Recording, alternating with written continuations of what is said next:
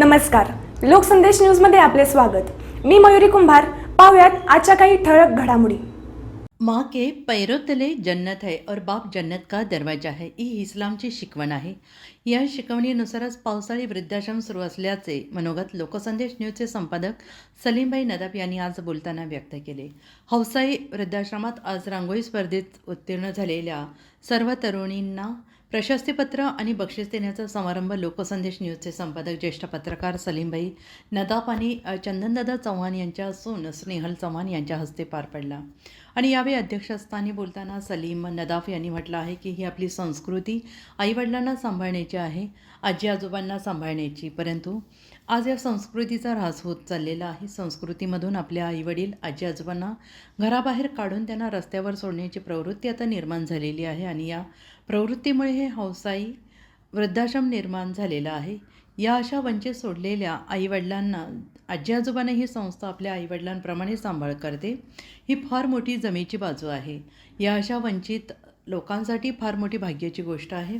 या लोकांचे पालकत्व सांभाळत संस्थेचे अध्यक्ष संदेश भंडारे यांनी ही जबाबदारी योग्यरित्या पेललेली आहे। संस्थेच्या कार्याबद्दल कार्याची सर्व माहिती त्यांनी विशद केली आणि यावेळी रांगोळी स्पर्धेत उत्तीर्ण झालेल्या सर्व तरुणींना बक्षीस देण्यात आले। लोकसंदेश न्यूजसाठी सतीश भादुले यांचा रिपोर्ट। गुंटेवारी चवेचे जनक चंदनदादा चव्हाण यांची सून। पप्पांनी आमच्या नवीन पक्ष काढला जय हिंद सेना म्हणून, त्यातून उमेदवारीसाठी अर्ज रणजित चंदनदादा चव्हाण यांनी भरलेला आहे। त्यांचे चिन्ह कब्बशी हे आहे। येत्या 15 तारखेला मतदान त्यांना करून विजयी करावं अशी मी तुमच्याकडे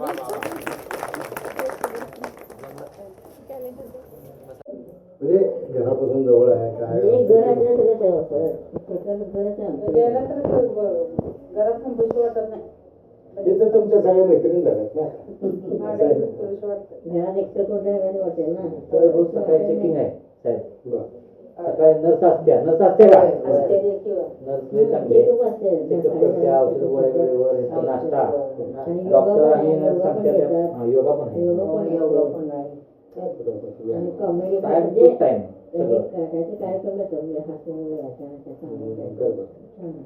म्हणजे मनोरंजन पण काहीतरी पाहिजे। तुम्ही काय करताय ना मनोरंजन मध्ये? गाणी वगैरे म्हणा, आता जुनी गाणी वगैरे असं जुनी गाणी म्हणायचं जरा तुमचे त्याचे लग्नात वगैरे म्हणते मला वाटतं थोडं चालला बरोबर वाटतं त्या दिवशी टाइमपास होईल।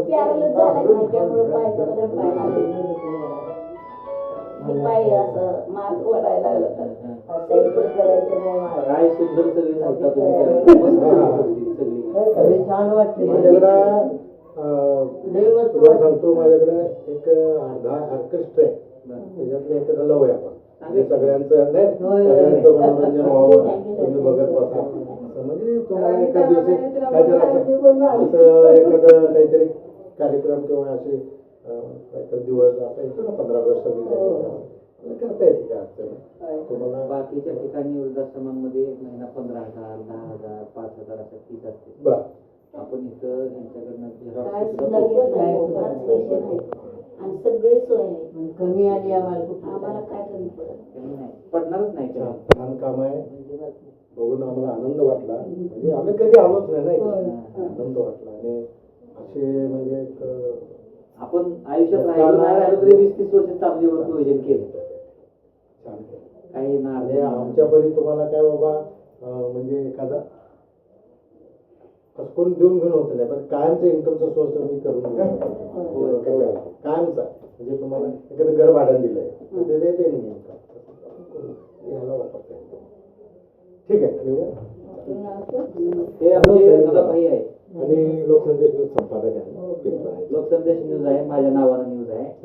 5-6 वर्षापूर्वी म्हटलं तुम्हाला घ्या त्या तेवढं या म्हटलं होतं, पण ते आता वेळ दिल्लीला गेलो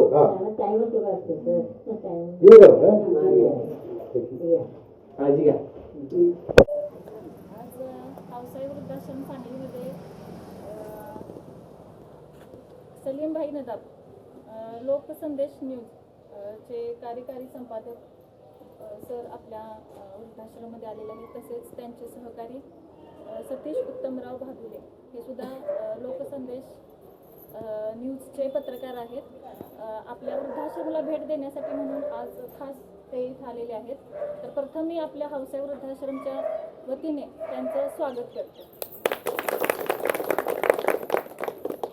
तसेच आज हौसाई वृद्धाश्रम सांगलीचे चेअरमन सिद्धार्थ कांबळे सर यांचा आज वाढदिवस आहे.